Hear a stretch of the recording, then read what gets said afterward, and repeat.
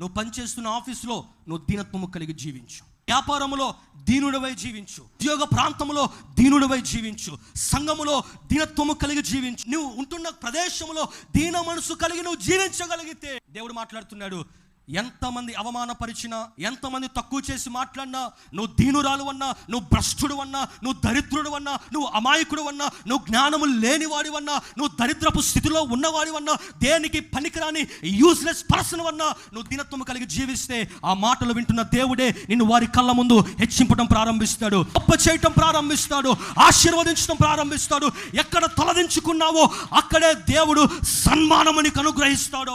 దేవుని ప్రణాళికలను ఉంటే నేను దేవుడు ఎలా అయినా నిలబెడతాడు. కుటుంబంలో ధిక్కరించిన, సమాజంలో దించివేసిన, అనుకూలమైన వాతావరణాలు, ఆరోపణలు నీ జీవితంలో చేసి దీనుల ఎడల కృప చూపించగలిగిన దేవుడవు ప్రభు అని చెప్పి ఆయనకు సరెండర్ అయిపోతే నీ జీవితంలో దేవుడు ఆశీర్వదించుకుంటూ వెళ్ళిపోతూ ఉంటాడు.